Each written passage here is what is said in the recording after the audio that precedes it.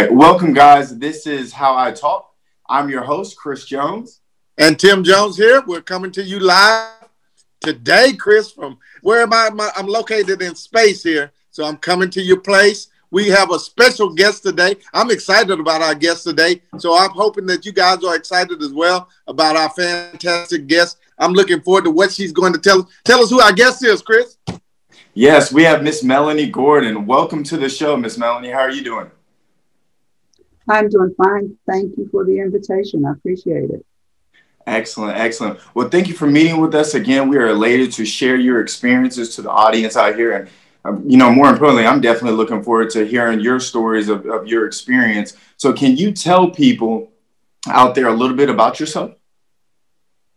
Well, I'm a native Washingtonian. I was born and raised in Washington, D.C. And I joined up with the Lord after a devastating experience and was delivered and saved. And I became on fire for God. But like the Bible says, you can have zeal without knowledge. And so I went to, the Lord led me to Washington Bible College, where I was able to study and learn how to rightly divide the word of truth. One of the classes I took was a introduction to missions. And during that class, the Lord just kept calling me and calling me and calling me to go, into the mission field. And I was joined with another church plant. And the church plant was to do missions. And with that church, I went to my first mission trip to the country of India. And then the same year, I went in the fall to Kenya. And I did that for 6 years. And then I joined a larger congregation and I went to Cambodia and Ghana with them and Thailand. So during an 11-year period, I went on short-term mission trips. And in between, I was studying. I got my degree from Washington Bible College. And I also went through missionary training with the Baptist General Conference, which is now called Converge. So I wanted to make sure that as I went with the right information, that I wasn't just going, talking off the top of my head, but actually learning how to apply God's word. Definitely. Well, thank you for sharing that with us. Can you tell people out there a little bit about what a missionary is? A missionary is someone who goes into an area to demonstrate the love of God and make disciples. Often when you are a short-term missionary, you do things like Vacation Bible School for the children. You do seminars to train pastors. You do medical treatments like blood pressure checks or dental work, or build the city or build a church or pave the roads or dig wells. Those are some of the short-term missionary things. But when you're going to be a long-term missionary, you have to study the culture of the country that you're going to go to. And that requires you spending time learning the language, learning the cultural behaviors, and spending time with people from that country so you can actually get to know what their life is like. You cannot enter into another culture and take Jesus to them the way you experience Jesus in your culture, because it's not going to make the connection for them. I remember so well when I went to India and we would be preaching and teaching, and the host would be the interpreter. So I would say, a phrase like, put on the whole armor of God, and then he'd interpret for about 5 minutes and then come back and want my next statement. And I had to ask him, what were you saying? Because all I said was one phrase, what were you saying? And he told me he had to teach the concept to the people in a way that they would be able to understand what I was talking about. So knowing the culture, knowing the language, knowing the way the people think and operate is very important if you're going to be a long-term missionary. So, Ms. Melanie, were you considered a long-term or a short-term missionary? I was short-term. I was preparing to go long-term to the country of Cambodia. And the host over there, they had some kind of differences about what he was doing, and they pulled him from that country. And they asked me to try Thailand afterwards. And I went to Thailand for the 30-day teaching English, and I was not comfortable there. So why were you not comfortable in Thailand? What made you uncomfortable? The language, because I would have to learn that language, and I'd be there without anybody else around. You know, I just was not, it didn't hit me the same way Cambodia did. Cambodia had a lot of grief because of what happened in the war, the Vietnam War, and the genocide that took place in there. And there was a lot of grief, and I kind of connect with grief. I didn't get that grief connection in Thailand. Now, you said the genocide that happened there. Tell our audience about the genocide that occurred. Something, and I don't remember all the details, but during that war, Vietnam War, there was a man in Cambodia who became the leader of the country, and his thought was he wanted no one more educated than himself to be living. He wanted to be the number one. So there was a lot of. So he was trying to be the smartest man in Cambodia. He was trying to just own the country, period. And people would have to do. His name was Pol Pot, and they made a movie back in the 70s called The Killing Fields, and it talks about how many people were slaughtered and their bodies were just dumped into fields. And while I was there, I saw that. I saw the places where they would incarcerate the people, and just the heaviness of the grief. And because I had experienced so much heaviness of grief in my own life, I thought that would be a fit for me to be there in that country. But things just didn't work out for me to go. So, but you know. So Ms. Melanie, would you say that the heaviness of grief that you experienced is what spurred you to go to these other countries, or?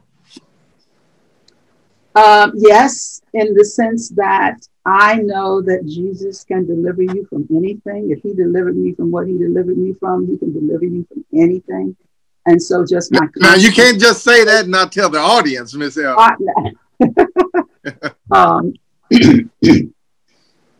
When I was 7 years old, my mother died.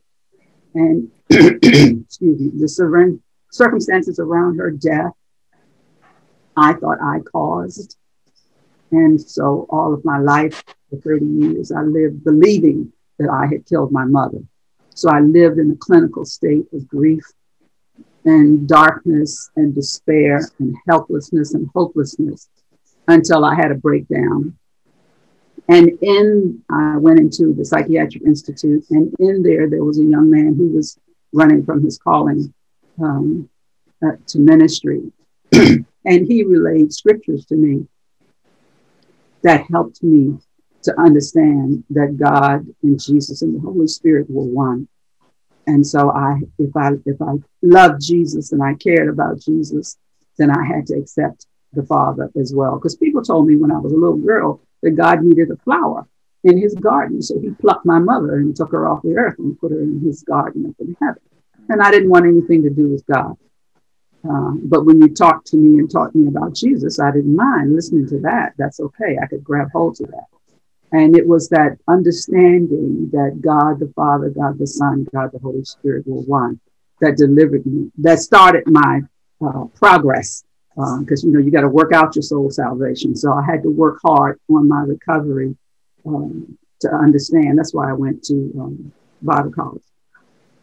So I could Yeah. So gotcha. If he could deliver me from that and bring me out of that darkness, then anybody who's suffering from anything, I know that he's well able. And, there were so many other things in my life that I had to deal with, that I just put my faith in the Lord, put my faith in That's very encouraging, Miss Melanie, because we probably have some listeners in our audience that have probably went through some things and that are maybe even going through some things now, maybe even hitting a point of depression, but they know and they hear what your story is, and they can, I believe they can feel that, hey, you know what, I can come out of this. I can escape what is going on in my life. But then that transitioned you to India, Miss Melanie.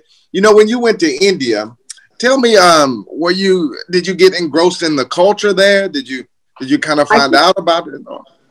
Yeah, I took a class while I was in Washington Bible College on Hindu culture. And I spent like 30 days up in New York, and it was an intensive, it was given by the Baptist General Conference. And it was intensive where you actually studied during the day and got your classes, and then you went out on the streets and in the Indian community and tried to communicate with the people. I had some very interesting conversations. There was one young man in particular who's Hindu, and I tried to explain sin to him, and he couldn't get the concept of sin because they don't understand what sin is, you know. So now wait a minute, Miss Melanie. Wait a minute. Why would it be difficult for them to understand the concept of doing, basically, we're saying sin that would be considered doing wrong. Why is it, are they saying they don't do any wrong? Karma. They just believe in the karma. Whatever you do here, it's going to come back on you in your next life. So, well, explain that to me, Miss Melanie, because I'm not with you. What you mean this karma? What is that? Tell me. What I understand of it is the things that people do in life is your karma. You're doing it because in your past life something happened and you're trying to make it right this time, or you're doing something wrong now, and in your next life you will pay the price of having done that. It's never a personal, I'm responsible for my behavior. My behavior is because of karma. So it's like they don't understand that they have the choice to change and do things differently. It's just, oh, well, that's karma. Now, I was talking to this young man. I want to tell you about this young man. He just couldn't understand. And the Lord said, I said, have you ever seen a 2-year-old kid and they take and snatch a toy from another 2-year-old kid and hit them with it? I said, you're born in sin, was what the point I was trying to teach you. That nature to sin, to do wrong, is in you, even when you're 2 years old, 3 years old. It's in there. And I think the light bulb started to turn on with him then, but we never caught up with him again on the street, when we were out there walking around. But, that one time, I said, okay, Lord, that's why I'm here today, right? Just to get this one young man to understand what sin is. It's a nature of us. After Adam did it, right? After they did it, we're all born in sin. And what we need is someone to deliver us from that sin. And that person who can do that is Jesus. So, Miss Melanie, they're big on reincarnation then. No, indeed. No reincarnation. Not according to the word of God, anyway. I mean, the people in India. Yeah, that's all they think. Oh, they think of just reincarnation, this life, the afterlife, my next life, that type of thing. Yeah, that's why the cows roam around in the street, because that might be somebody's grandmother. You can't mess with them. Oh, got it. So that's why they don't kill them or eat them or anything like that. You can't step on a bug. That might be Uncle John. You can't do it. And the other thing about people in India is they believe in so many different gods. They have a God for this and a God for that. When you introduce them to Jesus, they're willing to accept what you're saying and take a Jesus and sit him on the shelf right beside all the rest of the gods. They don't believe that he is the one true living God. So how many gods are there? We just got another God that we're going to worship. Yeah. How many gods are in India? How many do they worship? They use the figure 300 million, but it's because everything has its own God. They just but they have several main ones that they have idols that they worship. Mm-hmm. Gotcha. Wow. Okay, when you were in India, Miss Melanie, I noticed that they put something on the middle of their forehead. Well, what is that? What is I that think considered? that identifies what God that they're worshiping. Oh. I don't really remember all of the details of how they, what their beliefs are. I just know that I found out about Ravi Zacharias, and I'm pretty sure you've heard his name. Yes. Yes, he was a Hindu, and he became a great apologeticist, and he really understood the Indian people. And I always love to listen to his messages because he knows how to relate the truth with the way they were believing. And I think he said, when I read his book, he said that he was real sick and he wanted to be healed, and none of their gods could do anything to heal him. So he needed some hope, and listening to the truth about Jesus gave him hope. I see. Wow. Okay. Now, also the caste system is heavy over in India. I guess they have a different system of caste, and you can't come out of a certain caste. You stay in it forever or something. Yeah, the caste system rules what people do for a living. When you're born in that highest caste, you're privileged, and then on down to the lower caste. The lower caste people are the ones who do the street cleaning and the cleaning of the toilets and the very lowest work that some of the higher caste people would never consider. And in the middle, you have your business people. But if you are in like the second or the third caste and your family owns a shoemaking business, then that's what you're going to be. You're going to be a shoemaker. You can't jump from your caste up to the next caste. Oh, wow. There's no way to move up the caste system? Not when I was going over there, no. I don't know what it is right now, what it's like. But I do know that the Christians who are there are on fire for God, because God does work miracles, because signs and wonders are for the unbeliever. And he will do a miracle in front of a lot of unbelievers to let them know that he has the power. I attended a women's conference when I stayed there. I stayed with my host family for a month after my team went back home. And I went to this conference, and they were giving a background testimony of a woman. And that woman came walking from the back of the church up to the front to the podium.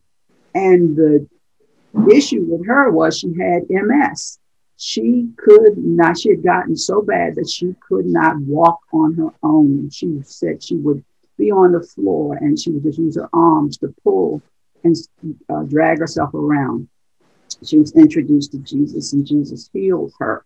And and for her to walk in front of us and to be as vibrant and teaching in front of us was amazing, So I know that there are signs and wonders. Some people don't believe in signs and wonders, but God is the same yesterday, today, and forever.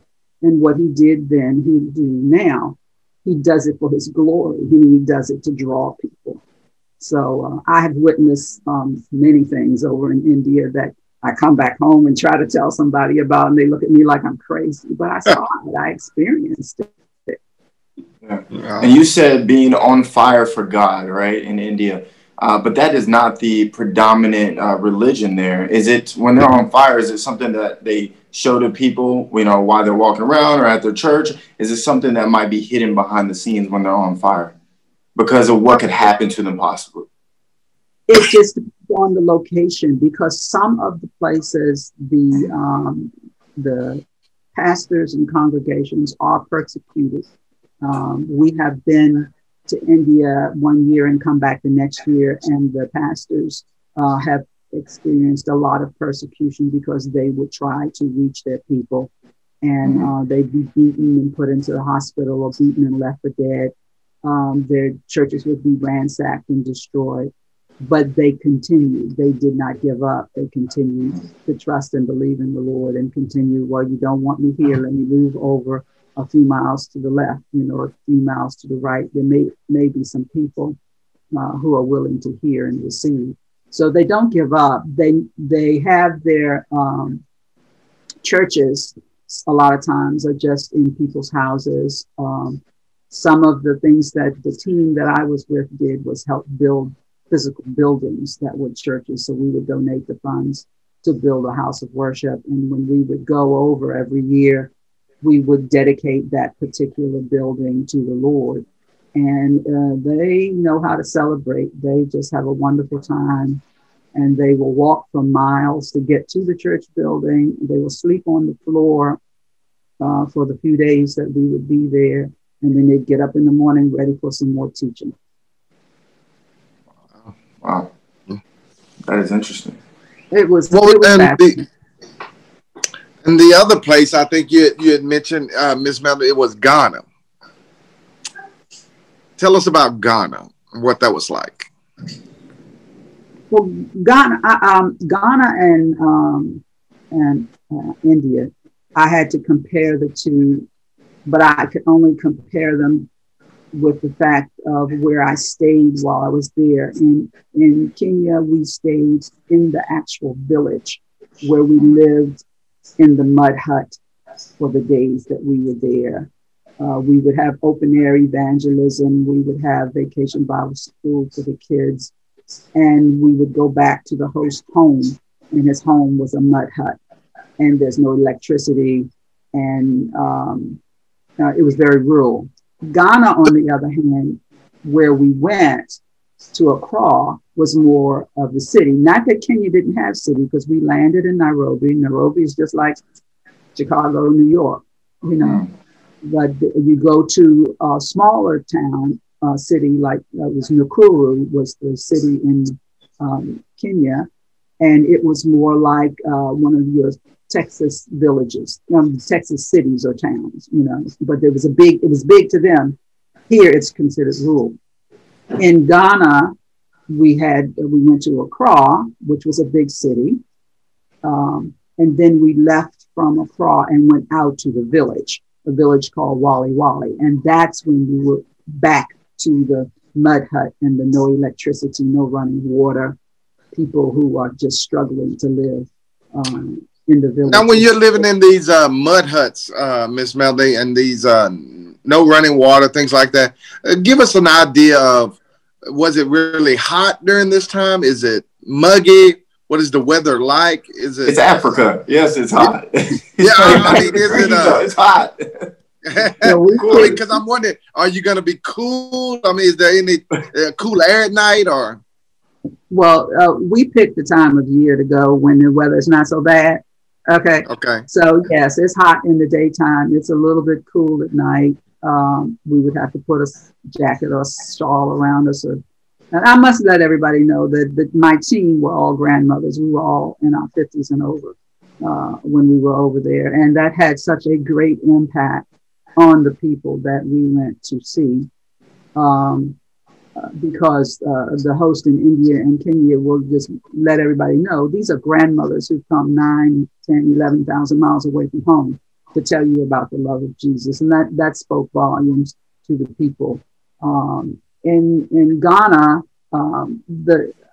I think the need up in this city, Wali Wali, that we went to was so great for medical help because the people were suffering so much. The women bent over, the older women were bent over from carrying the heavy, buckets of water and other things that they carry on their head. There's a lot of hypertension there, and diabetes.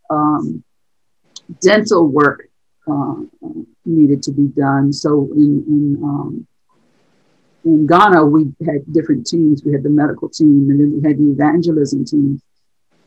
I was on the evangelism team that left from the immediate meeting area and walked into the village around asking, talking to people, did anybody need prayer?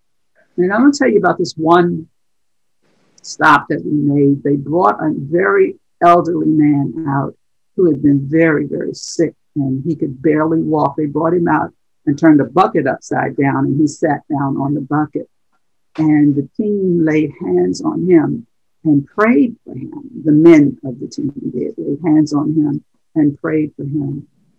And when that prayer was over, that man stood up and turned around and walked back into his home, erect, and like nothing at all was wrong with him.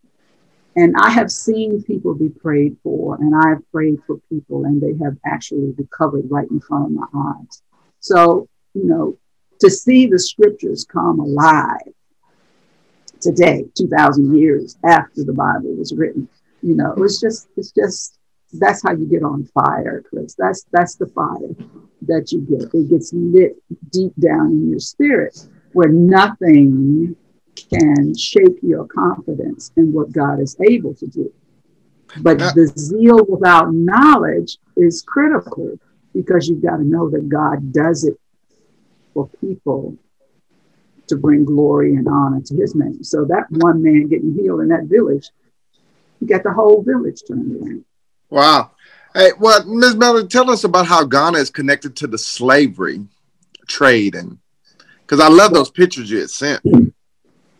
We, before we left Ghana, we went on like the tourist thing, and we went to that area where the door of no return is located. The door of no return is, the place looks like a castle from the outside, but it's just a big wall. You go inside, and it's an area where they would bring the captured Africans, bring them into that place, and then they would keep them for a period of time to try to break their spirit. They had holding rooms for men, holding rooms for women, and they were like a dungeon, and you had to go down a slant to get down into that dungeon. The only light in there was a little small window way up at the top that you could not reach because of the way the room was constructed. The people were held there in their own excrement for a period of time, and you could see, and they were packed in. There was no room to lay down or anything. They were just all packed and squeezed in until they were ready to put them on the ship. When they were taking them to the ship, they had to go through that door, and above the door, it says door of no return. Once you went through that door, you either survived the trip on the ship and reached the shores of America, or you died while you were on ship. So that was the door of no return. You could never come back to your life. You could never come back to who you were once you went through that door. So let me confirm with you, and correct me if I'm wrong, but I believe that estimates say anywhere from about 10 to 28 million slaves went through that door over about from the 15th century to the 19th or 18th century. Is that somewhat accurate, you believe? That's if that's what the statistics are. It was a constant flow of people that were snatched. Right. I think one of the movies that I saw, Amistad, if you've ever seen the movie Amistad, it kind of gives you an idea of how they would just snatch people and bring them. Just take them away. And they said, once you go through there, you never come back. You never come back. Wow, Ms. Melanie, this has been fantastic. What do you think, Chris? Yeah, it's been really great. I got a couple more questions for you, Miss Melanie. But you touched on that, the door of no return, and obviously the impact it had on the people. But one thing is true, or you can correct me if I'm wrong, but my understanding in Ghana is that the family bond is very strong. You wouldn't expect that, obviously, from past history, right? That could make people maybe disband or not want to be, even closer, maybe, revolt. I don't know. They could be upset, all types of different things. But why is the family dynamic so strong in Ghana? What makes it like that? Personally, I believe it's because of the history. You know, you never know when, you know, back in the day, you never know when you send somebody out to go get water from wherever the water was, and they may never come back because they've been snatched. Right. So, you know, the love, the bonding of the family is critical. It's critical because of the experiences of the ancestors. You know, we have to have that love for one another and nurturing of one another. And it helps us, gives us comfort and gives us strength to go forward with the things we have to face. There's a family bond in India as well. You know, the young children learn, they go to school. The ones in middle age are the ones who have the jobs, who provide. They provide for their children. They provide for their parents. When you get a certain age, like in the mid-50s, your parents don't work anymore. They expect their children to take care of them.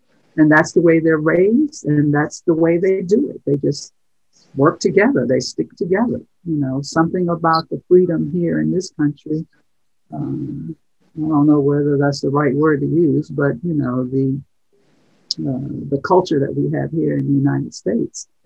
It used to be, it takes a village to raise a child. You know, when I was a kid, my grandmother told me not to go outside, and I went outside anyway, and my neighbor saw, didn't your grandmother tell you not to go outside?